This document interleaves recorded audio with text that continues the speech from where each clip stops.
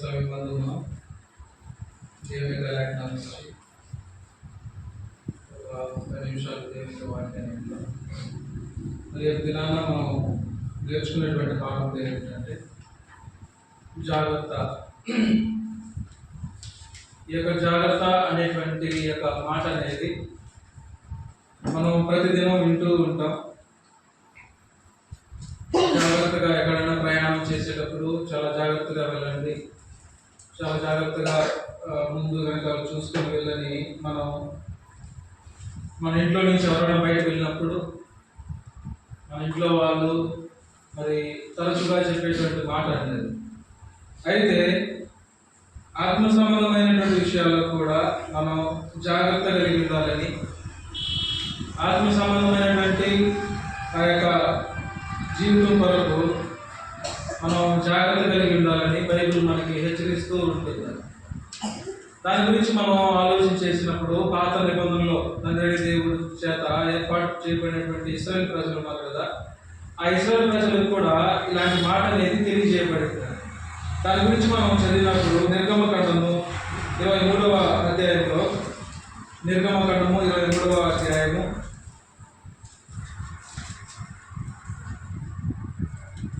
23వ అధ్యాయము 13వ వచనంలో చెప్పబడింది, నేను మీతో చెప్పిన వాటన్నింటినీ జాగ్రత్తగా వేయగలను. ఇక్కడ తండ్రి దేవుడు ఏం తెలియజేశాడంటే ఇశ్రాయేలు ప్రజలందరూ మరి ఆ ఐగుప్తు బానిసత్వం నుంచి తీసుకుని వచ్చిన తర్వాత ఆ యొక్క 400 సంవత్సరాలు వారు బానిసత్వము అనుభవించిన తర్వాత తండ్రి దేవుడు మోషే ద్వారా వారిని అక్కడి నుంచి ఆ యొక్క ఐగుప్తు దేశం నుంచి కానానికి నడిపించేటువంటి పరిస్థితులు ఇవి. ఇలాంటి పరిస్థితుల్లో ఆయన ఏం తెలియజేస్తున్నాడంటే, సహోదరులారా, మీరు నేను మీద చెప్పిన వాటన్నిటిని జాగ్రత్తగా గైకొనవలెను,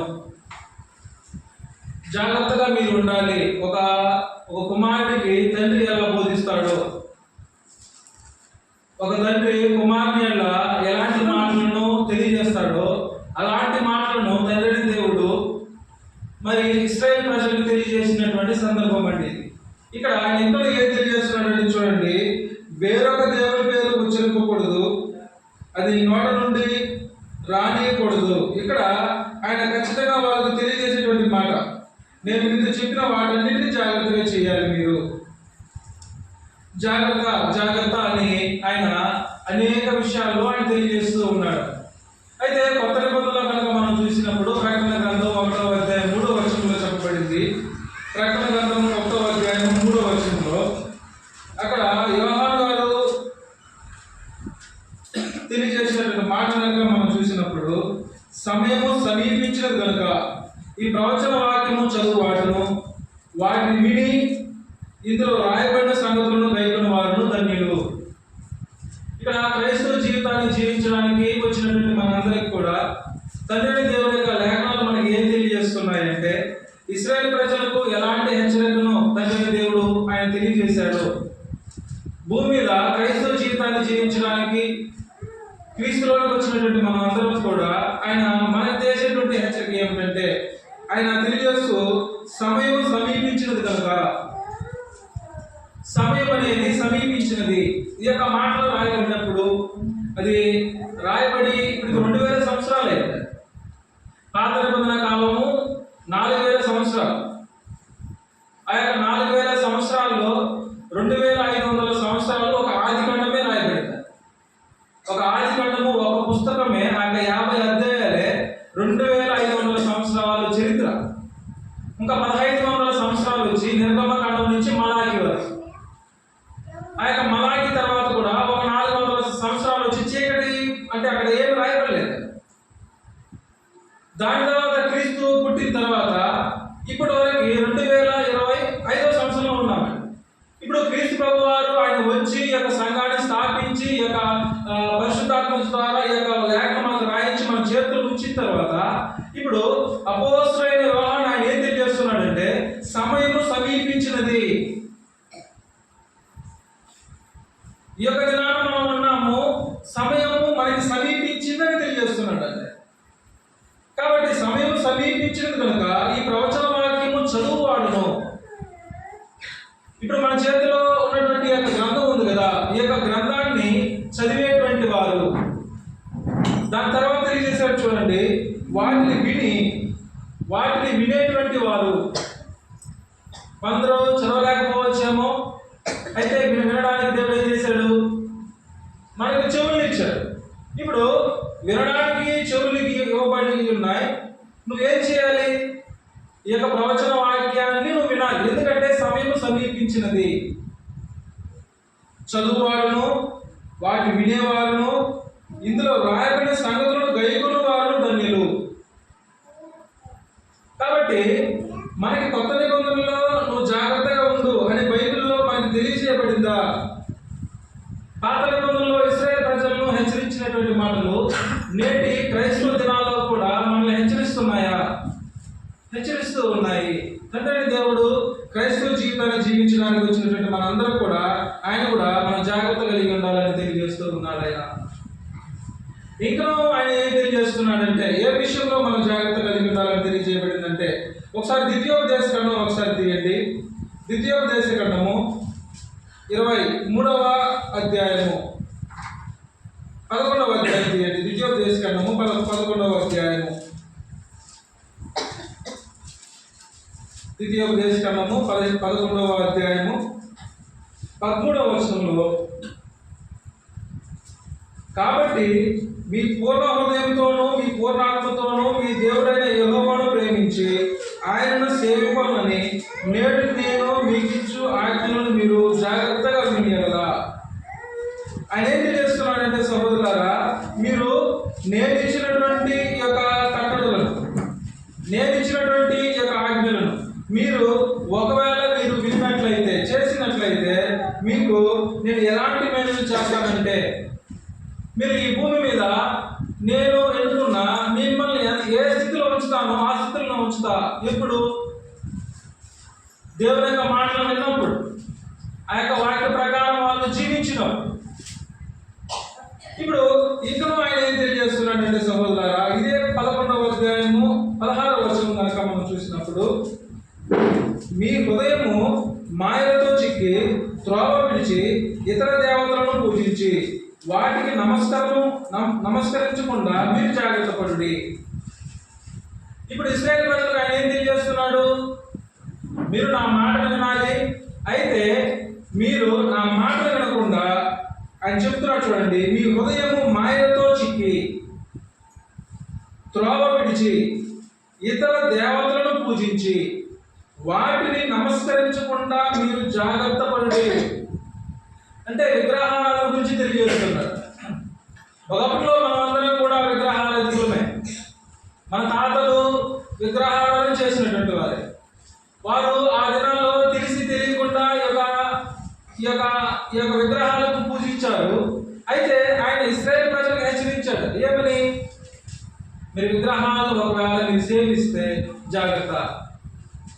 ఇప్పటివరకు మిమ్మల్ని నేను ఆశీర్వదిస్తానన్నాను కదా, అవన్నీ ఉండవు.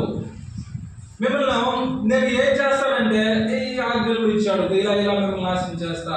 మీరు వింటే ఇలాంటి ఆశీర్వాదాలు ఉంటాయి, మీరు వినకపోతే ఇలాంటి శాపాలు ఉంటాయి. నేటి దినాల్లో కూడా సహోదరులారా, మనకు కూడా హెచ్చరిక జారీ చేయబడిందా? విగ్రహాల గురించి మనకి హెచ్చరికలు జారీ చేయబడ్డాయంటే, మొదటి యోహాను 5వ అధ్యాయము 21వ వచనం కనుక మనం చెప్పినప్పుడు, మొదటి యోహాను 5వ అధ్యాయము 21వ వచనంలో తెలియజేయబడుతూ, చిన్న పిల్లలారా విగ్రహముల జోలికి పోకుండా జాగ్రత్త ఉండుడి. నేటి దినాల్లో ఉన్నటువంటి క్రైస్తవులైన మనకు కూడా ఏం చెప్తున్నాడంటే, విగ్రహముల జోలికి పోకుండా జాగ్రత్త పడుడి. ఆ దినాల్లోనే కాదు కానీ ఈ దినాల్లో కూడా మనం ఏం చేయకూడదు? విగ్రహారాధన చేయకూడదు. విగ్రహారాధన ఆ దినాల్లో చేసినటువంటి ఇశ్రాయేలు ప్రజలు వాళ్ళు చంపేశాడండి దేవుడు. విగ్రహారాధన ఎవరైతే చేశారో వారందరూ కూడా నశించారండి అక్కడ. అయితే నేటి దినాల్లో కూడా ఆత్మ సంబంధమైనటువంటి ఇశ్రాయేలు ప్రజలమైనటువంటి మనకు కూడా తండ్రి దేవుడు లేఖనాల ద్వారా ఏం తెలియజేస్తూ ఉన్నాడంటే, మీరు విగ్రహముల జోలికి మీరు పోకూడదు. విగ్రహం జోలికి మీరు వెళ్ళినట్లయితే మీరు కూడా ఇశ్రాయేలు ప్రజలకు ఒక న్యాయము, మీకు ఒక న్యాయం కాదు, మీకు కూడా అదే న్యాయం జరుగుతుంది. కాబట్టి మనకి తండ్రి దేవుడు ఈ యొక్క లేఖనాల ద్వారా ఏం తెలియజేస్తూ ఉంటాడంటే, మనం ఏ విషయంలో జాగ్రత్త కలిగి ఉండాలి.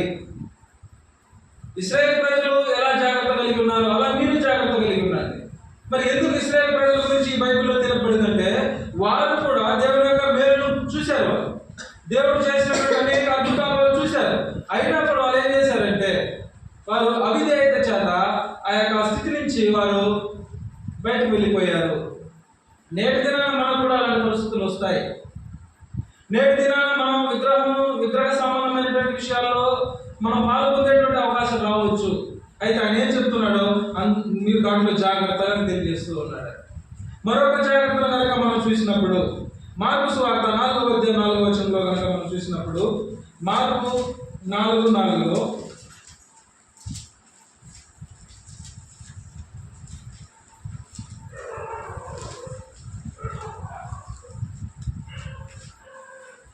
అక్కడ ఒక ఉపమానం అనేది తెలియజేయబడింది.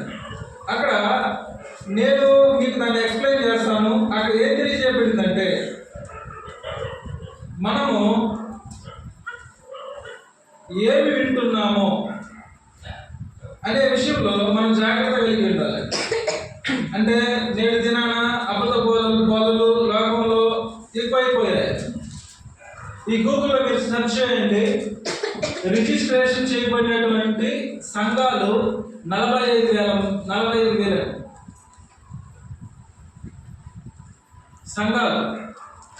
కానీ క్రీస్తు ప్రభువు స్థాపించింది ఎన్ని సంఘాలు? ఒకే సంఘం. క్రీస్తు సంఘాన్ని ఆయన స్థాపించాడు. ఈరోజు మీరు గూగుల్లో సెర్చ్ చేయండి. ఈ గూగుల్లో సెర్చ్ చేస్తే రిజిస్ట్రేషన్ అవ్వబడినటువంటివి 45,000 సంఘాలు. అంటే ఎన్ని రకాల బోధలు వచ్చేసాయి లోకంలోకి. అంటే వాక్యాన్ని ఎన్ని విధాలుగా వాళ్ళు అర్థం చేసుకుంటున్నారు. ఒక సంఘం పేరు చెప్తాను మీకు. ఆ సంఘం పేరు ఏంటంటే కోడికూత సంఘం అండి. సంఘం పేరే కోడికూత సంఘం. ఇలా మేము చెన్నైలో చదువుకునేటప్పుడు ఒక సంఘం పేరు విన్నాను. దాని గురించి మాకు చెప్పేవాళ్ళు రోషం గల దేవుని సంఘం. ఎవరైనా దేవుడు ఒక మాట అంటే వాళ్ళు పోయి కొట్టేవాళ్ళు. ఎందుకంటే మా దేవుడికి రోషం ఉందని. ఎక్కడుంది అలా బైబిల్లో? ఇలా నేటి దినాన ఏమైందంటే, ఒక క్రీస్తు సంఘాన్ని తండ్రి దేవుడు క్రీస్తు ద్వారా ఏర్పాటు చేస్తే ఇప్పుడు ఏం చేస్తున్నారు? ఒక ఆయన వచ్చి ఏం చెప్తున్నాడంటే, నాకు దేవుడు కళ్ళ కనిపించాడు. ఒకవేళ నీకు కళ్ళ కనిపిస్తే ఏం చేయాలి? బైబిల్ పక్కన పెట్టేసి మాట్లాడాలి. అవునా కదా? అప్పుడు ఏం చేసింది పరిశుద్ధాత్మ దేవుడు అపోస్తుల మీద రాలేటప్పుడు వాళ్ళు అక్కడ ఉన్నటువంటి ఎన్ని దేశస్తులు వచ్చారు పెంతెకోస్తు దినాన 2వ అధ్యాయం అపోస్తుల కార్యంలో అన్ని భాషలతో మాట్లాడారు. అవునా కదా? ఆ అపోస్తులు పోయిన తర్వాత పరిశుద్ధాత్మ ద్వారా రాయబడిన గ్రంథం ఇది. అయితే చాలా మంది ఏం చెప్తారు, మాకు దేవుడు కనిపించాడు, నాతో మాట్లాడాడు. ఇప్పుడు అలాంటి సంఘాలకి మీరు కనుక చూసినప్పుడు ఇక్కడ కానీ బయట మీరు పోయి చూడండి, 100,000 అండి. క్రీస్తు సంఘాలే చాలా తక్కువ జనాలు అంటే క్రీస్తు సంఘస్థులే. ఎందుకు? ఇక్కడ మ్యూజిక్ ఉండదు, ఇక్కడ ఈ పండుగలు ఉండవు, ఏముండవు. ఈ హెచ్చోపేట వీళ్ళు వాక్యంతోనే చంపుతూ ఉంటారు, కానీ ఇంకెలాంటి ఎంజాయ్మెంట్ అనేది ఇక్కడ ఉండదు. కానీ మీరు బయటకు వెళ్ళండి, అక్కడ ఫస్ట్ రెడీ చేస్తారు, నువ్వు ఎలా పడిపోవాలి. ఒకడైతే అరిశాడు అనుకోండి, అప్పుడే పడిపోతున్నారు. ఇంకొక ఆయన మీరు ప్రార్థన చేసినప్పుడు నాకు బాగా అయిపోయింది, నాకు తల బాగుంది అంటాడు. మొత్తం యాక్టింగ్ స్కిల్ నేర్పిస్తూ ఉన్నారు. ఇప్పుడు భూమి మీద ఉన్నటువంటి చాలా మంది దాన్ని గుర్తెరిగినటువంటి వాళ్ళు ఏం చేస్తున్నారంటే దాన్ని ట్రోల్ చేస్తూ ఉన్నారు. క్రైస్తవులు ఇంత పనికి మానవులుగా ఉన్నారా అని. ఇప్పుడు ఇవన్నీ నేను ఎందుకు మీతో మాట్లాడుతున్నానంటే సహోదరులారా, మనం ఏం వింటున్నామో దాన్ని బట్టి నువ్వు జాగ్రత్త. దేని విషయంలో జాగ్రత్త కలిగి ఉండాలి? విగ్రహారాధన విషయంలో నువ్వు జాగ్రత్త కలిగి ఉండాలి. మనం దేవుని యొక్క వాక్యాన్ని వింటున్నాం కదా, దాని ప్రకారం మనం వింటున్నామో లేదనేది జాగ్రత్త కలిగి ఉండాలి. ఇప్పుడు ఆయన ఏం చెప్తున్నాడంటే, మనం ఏమి వింటున్నామో. ఇప్పుడు నేను వచ్చి వేరే ఏదో టీచ్ చేశాను అనుకోండి, ఇప్పుడు దేవుడు నాతో మాట్లాడతానన్నాను అనుకోండి, నువ్వేం చేయాలి? నన్ను వచ్చి ఎలా మాట్లాడతాడో ఒకసారి చూపించని అడగాలి. అవునా కాదా? అవునా కాదా? ఇప్పుడు ఎలా అయిపోయిందంటే ఏది చెప్తే దాన్ని వినేటువంటి వాళ్ళు ఎక్కువైపోయారు. అలా విని ఏం చేస్తున్నారంటే, చెప్పారు కదా 45,000 సంఘాలు, 45,000 సంఘాలు రిజిస్ట్రేషన్ చేయబడిన సంఘాలు అంటే ఏంది ప్రపంచంలో. ఇన్ని రకాల బోధలు అనేది ఒక్కొక్క సంఘానికి ఒక్కొక్క బోధలాగా ఏమైపోయిందంటే విభజన చెందుతూ ఉంది. కాబట్టి మనం ఏ ఒక్క వాక్యం వింటున్నామో ఆ వాక్యం అది సరైందా లేదనేది మనం గ్రహించాలి. మనం గ్రహించి సరైన దాన్ని మనం ఎన్నుకోవాలి. సరైన దాన్ని ఎన్నుకునే దానికి దేవుడికి ఏమి ఇచ్చాడంటే జ్ఞానేంద్రియాలు ఇచ్చాడు. నువ్వు ఆ యొక్క ఇంద్రియాలతో ఏం చేయాలంటే ఏది నిజమో ఏది అబద్ధమో నువ్వు తెలుసుకోగలగాలి. మరొక జాగ్రత్త ఆయన తెలియజేస్తూ ఒకసారి తీద్దాము. మత్తయి సువార్త 25వ అధ్యాయంలో చెప్పబడింది. మత్తయి సువార్త 25వ అధ్యాయము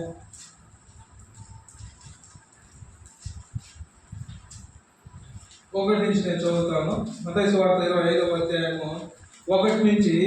ఇది పరలోక రాజ్యము తమ దివిటీలు పట్టుకొని పెండ్లు కుమారుని ఎదుర్కొనుటకు బయలుదేరిన 10 మంది కన్యకలను పోలి ఉన్నది.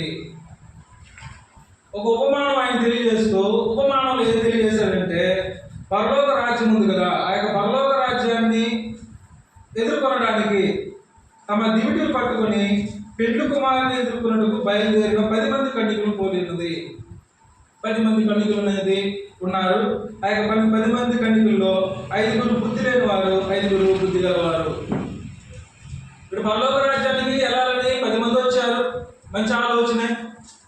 ఇప్పుడు మనం కూడా ఒక విధంగా మనం అందరం కూడా పరలోక రాజ్యాలకు వెళ్ళాలని మనం అందరం కూడా వచ్చాం, మంచి ఆలోచనే. అయితే మనం బుద్ధి లేని వారు ఎందరు ఉన్నాము, బుద్ధి కలిగినటువంటి వారు ఎందరు,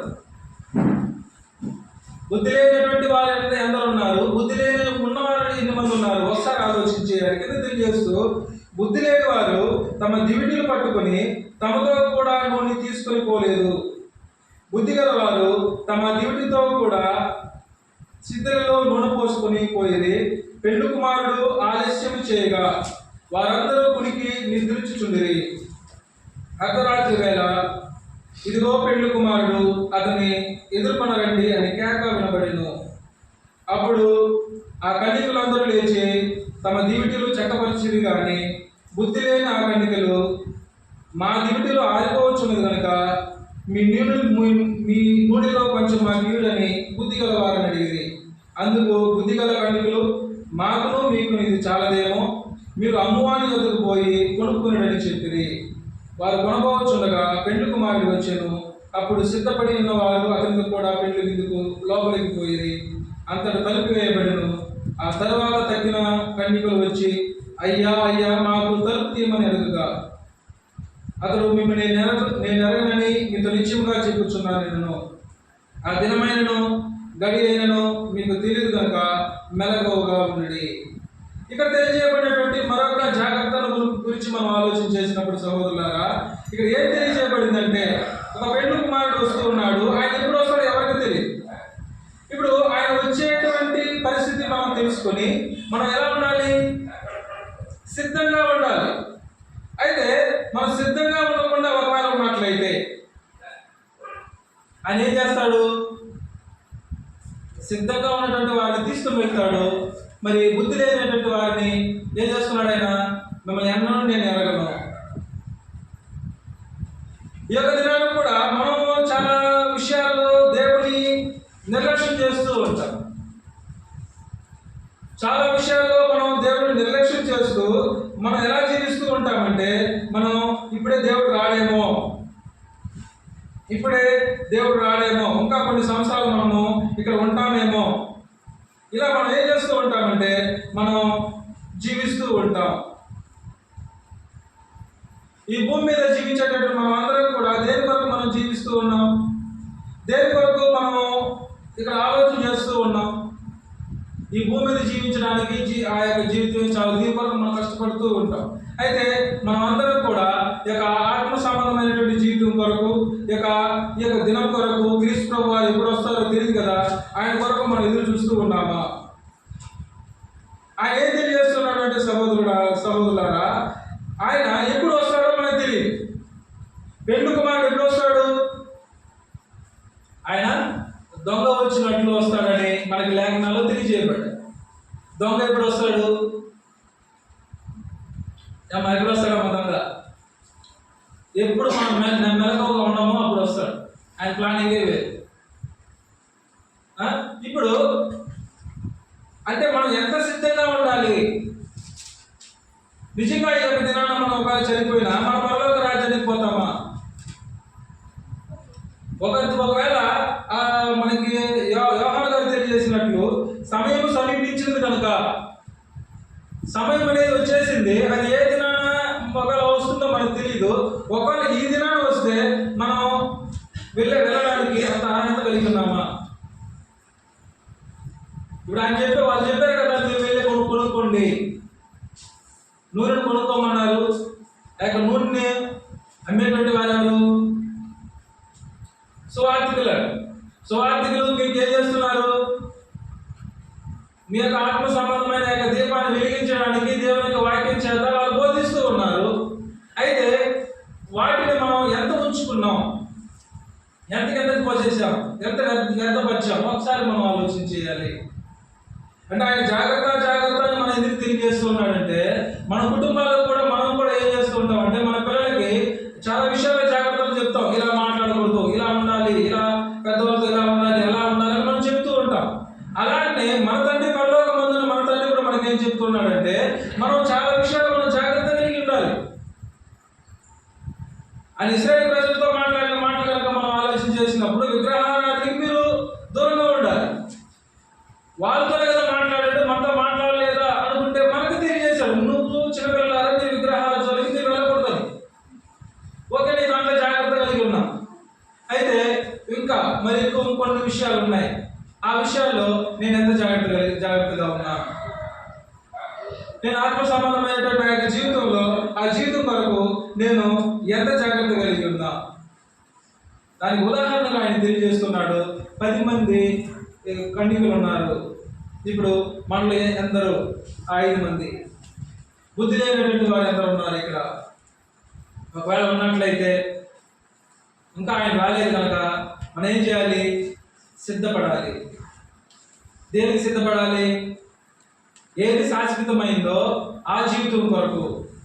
ఈ భూమి మీద శాశ్వతం కానటువంటిది ఏదైనా ఉందంటే ఈ యొక్క భూమి, ఆకాశము, గాలి, నీరు, నిప్పు, ఈ పంచభూతాలు అయిపోయినాయి. కానీ ఇక్కడ శాశ్వతం కూడా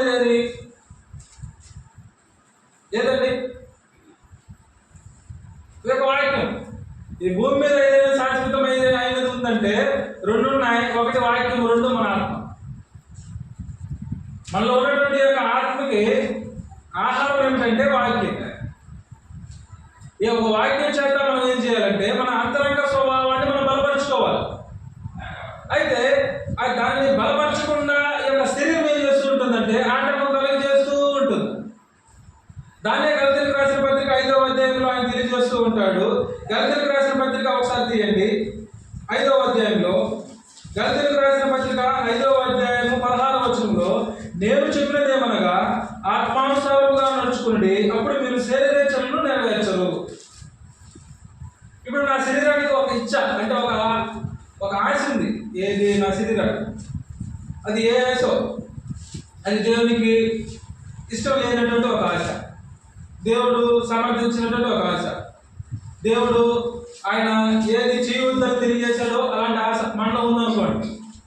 ఇప్పుడు ఆయన ఏం చెప్తున్నాడంటే ఆత్మానుసారంగా నడుచుకోండి, అప్పుడు మీరు ఏం చేయరు? శరీర ఆశలను నెరవేర్చరు. ఇప్పుడు ఆత్మానుసారంగా నడుచుకోవడం ఏమిటి? ఎందుకు శరీరానుసారంగా మనం నడుచుకోకూడదు? ఆయన తెలియజేస్తున్నాడు చూడండి 17లో, శరీరము ఆత్మకును, ఆత్మ శరీరముకును విరోధముగా అపేక్షించును. శరీరానికి ఆత్మకి ఏముంది? లోపల ఎప్పుడు గొడవలు ఉంటాయి.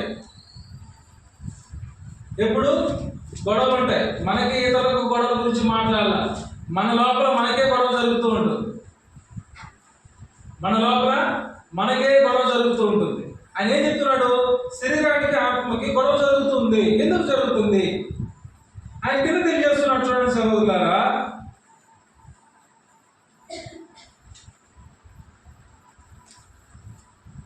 18వ వచనంలో మీరు ఆత్మచేత నడిపింపబడిన యెడల ధర్మశాస్త్రంలోనే కాదు. 19వ వచనం చూడండి, శరీర కార్యములు స్పష్టమైనవి. ఇప్పుడు శరీరము ఆత్మకి ఎందుకు గొడవలు? అవి కలిసి ఉండొచ్చు కదా. నా శరీరము నా ఆత్మ రెండు ఒక శరీరంలో ఉంది. అయితే నేను ప్రశాంతంగా ఉన్నానా? నేను ఎందుకు ప్రశాంతంగా లేను? నా శరీరము నా ఆత్మ రెండింటికి గొడవ జరుగుతుంది. ఎందుకు జరిగింది? అక్కడ తెలియజేశాడు చూడండి. శరీరానికి సంబంధించినటువంటి క్రియలు 19 చెప్పాడు, 15 తెలియజేశాడు. శరీరం ఇష్టపడేటువంటివి, ఈ యొక్క శరీరము అనుభవించాలనుకున్నటువంటిది, ఈ శరీరము ఎలా ఉండాలని 15 తెలియజేశాడు. ఆత్మకు సంబంధించింది 9 తెలియజేశాడు. ఇప్పుడు దానివల్ల వాటికి పొత్తు కుదరదు. ఇప్పుడు చీకటికి వెలుగుకు సమనం ఉందా? అలాగే వీటికి పొత్తు కుదరదు. ఎందుకు కుదరదంటే ఆయన తెలియజేస్తున్నాడు చూడండి సహోదరులారా, శరీర కార్యములు స్పష్టమైనవి. అవేమనగా జారత్వము,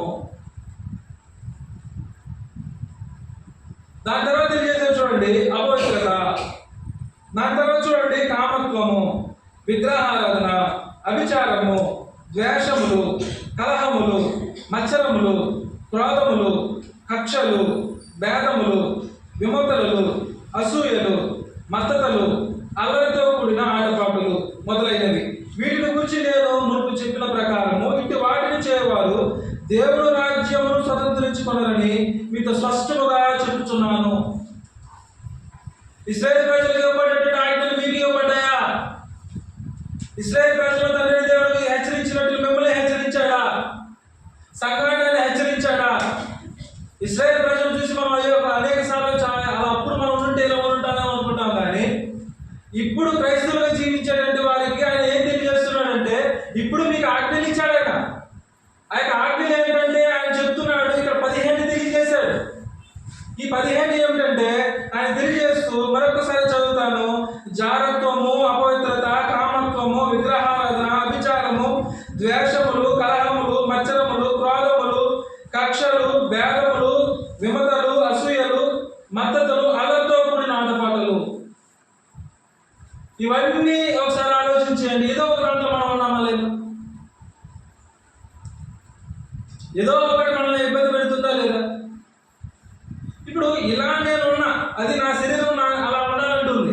ఇప్పుడు ఆత్మ ఏం తెలియజేసింది చూడండి సహోదరులారా, 22వ వచనంలో అయితే ఆత్మఫలం ఏమనగా ప్రేమ, సంతోషము, సమాధానము, దీర్ఘశాంతము, దయాళత్వము, మంచితనము, విశ్వాసము, సాత్వికము, ఆశా నిగ్రహము. ఇక్కడ చెప్పబడింది 9. ఇప్పుడు ఈ 9లో మొట్టమొదటిది ఏంది? ప్రేమ. ఒకవేళ మనం ప్రేమ కలిగి ఉన్నట్లయితే అది ఆత్మఫలము. ఒకవేళ నీలో ప్రేమ ఉందనుకో, నువ్వు ఎలా ఉంటావు? మనలో ఈ ప్రేమ అనేటువంటి ఫలం అనేది మనలో ఉందనుకోండి. ఈ ప్రేమ ఎలాంటిది? ఈ ప్రేమ ఏం చేస్తుంది? ఆయన తెలియజేస్తూ ఉన్నాడు. 1 కొరింథీ ఒకసారి తీయండి. 1 కొరింథీ 13వ అధ్యాయంలో చెప్పబడింది. 1 కొరింథీ 13వ అధ్యాయము 4వ వచనంలో ప్రేమ దీర్ఘకాలము సహించును. ప్రేమ ఏం చేస్తుంది? సహిస్తుంది. ఏదనంటే ఆ ప్రేమ సహిస్తుంది. దాని తర్వాత తెలియజేశారు చూడండి, దయ చూపించును. దాని తర్వాత చూడండి ప్రేమ మచ్చరపడదు.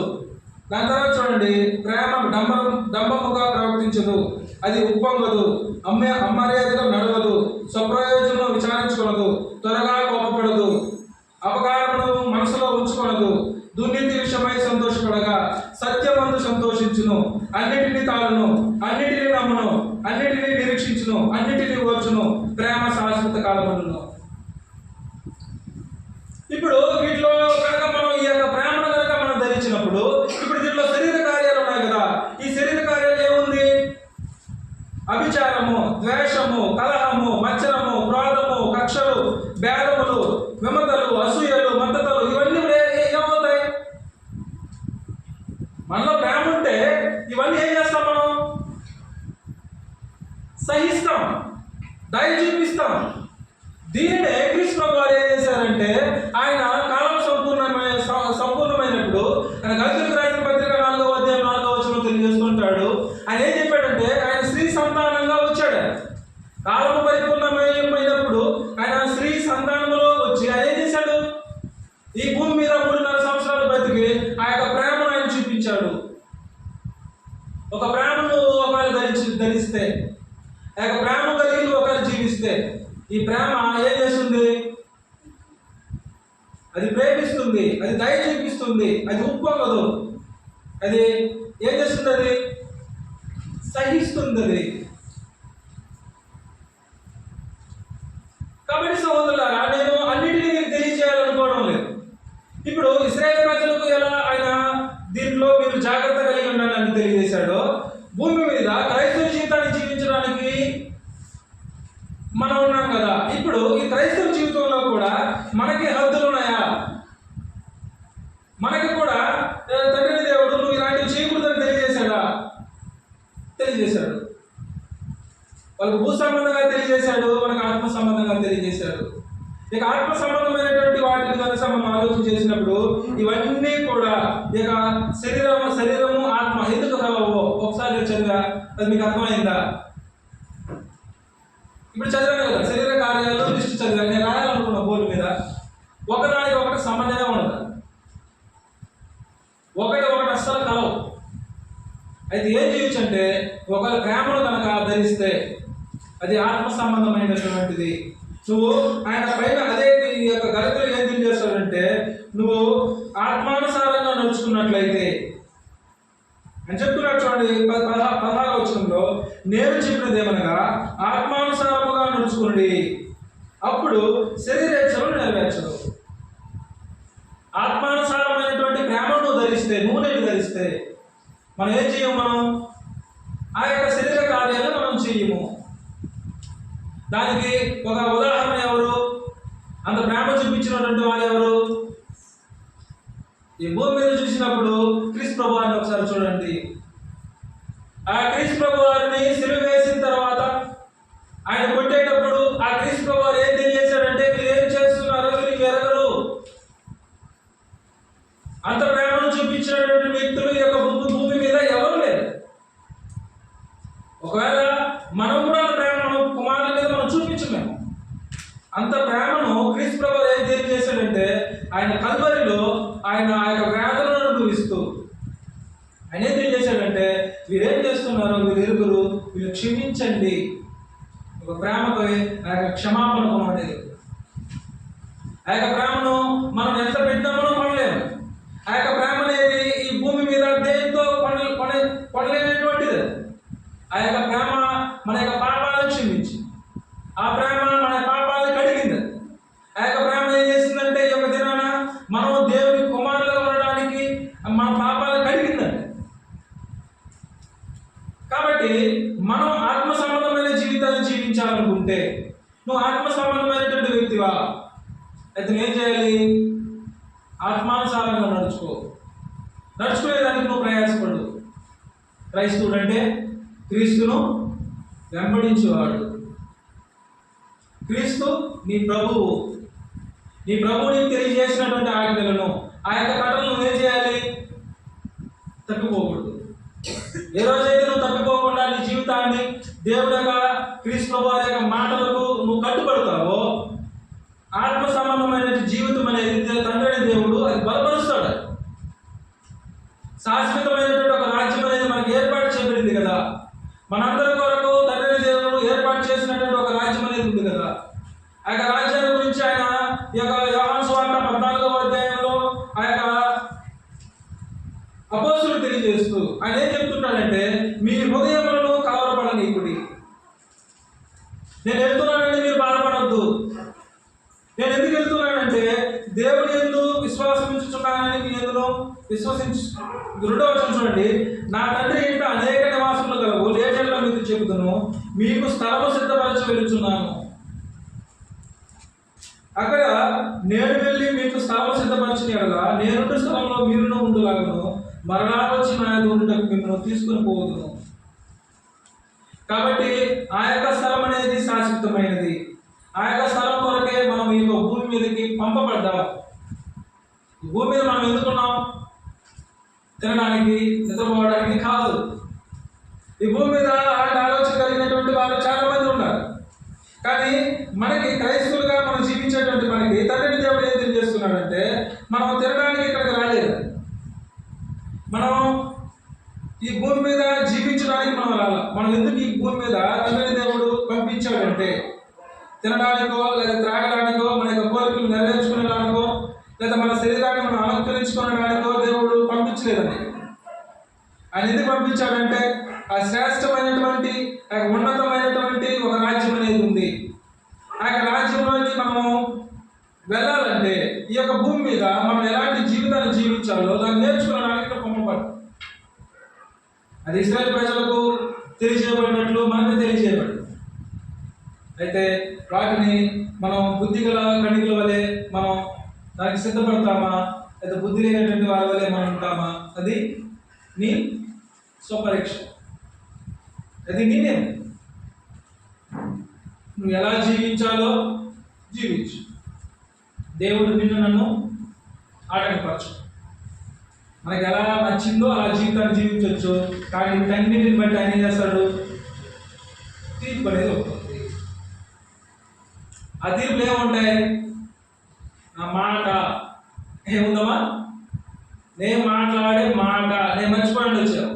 ఆ యొక్క మాట నుంచి మన క్రియలు అన్నీ కూడా నీకు చదివి మళ్ళీ గుర్తు చేస్తాడు ఆయన. ఒక దినం అనేది ఉంది. ఆ దినం కొరకు మీరు కూడా, మనందరం కూడా, మన సంఘం కూడా జాగ్రత్త కలిగి సిద్ధపడాలి. కాబట్టి మనమందరం కూడా అలాంటి వారిగా ఉండాలని నేను ప్రేమతో కోరుతూ, ఇప్పటివరకు దేవుని యొక్క వాక్యాన్ని విన్నటువంటి మీకు అందరికీ ప్రభువైన యేసు క్రీస్తు నామములో వందనాలు తెలియజేస్తూ ఉన్నాను. మరి ప్రత్యేకంగా ఈ యొక్క బుధవారము బైబిల్ తరగతులు అనేవి జరుగుతున్నాయి. శనివారం ఎవరు చెప్పారు? శుక్రవారం ఎవరు చెప్పారమ్మా వాక్యం? మహేష్ వాళ్ళు ఆమె చెప్తానని అనుకున్నా. రేపు మాట్లాడేది. ఎన్ని మంది వస్తున్నారా? అలాగే మీరు దాన్ని కొనసాగించండి. దేవుని చిత్తం అయితే స్టార్టింగ్లో బాగా వస్తారు, కానీ కొన్ని తగ్గుతూ ఉంటారు. కానీ రాబోయే రోజుల్లో దేవుని చిత్తం అయితే మనం కుటుంబాలు కూడా వెళ్ళి ప్రార్థన చేసి వద్దామని ఒక ఆలోచన అనేది ఉంది. అంటే వాళ్ళు ఏంటికి పోతామో మేము చెప్పము. ఎందుకంటే వాళ్ళు మనం వెళ్తే వాళ్ళు ఏదైనా పెట్టాలని చాలామంది కుటుంబ ప్రార్థనలు పెట్టుకోవడం లేదు. అంటే వాళ్ళు ఏమనుకుంటారంటే మన ఇంటికి వస్తే కొంచెం బెస్ట్ పెట్టాలి, వాళ్ళని కొంచెం బాగా గౌరవించాలనుకుంటారు. కానీ అలాంటి పరిస్థితులు లేని వాళ్ళు ఉంటారు. కాబట్టి ఏదైనా మీ ఇంటికి వస్తామో మాకు తెలియదు, మీరు వచ్చినప్పుడు కొంచెం నీళ్ళు ఇవ్వండి చాలు. దేవుని యొక్క వాక్యము అలా మనం ఒక 10 నిమిషాలు ఆ ఇంట్లో ప్రార్థన చేసుకుని వచ్చేదానికి ప్రయత్నం చేద్దాం. దేవుని చిత్తం అయితే మరొకసారిగా మనం కలుసుకుందాం. ఇవ్వబడినటువంటి అవకాశం బట్టి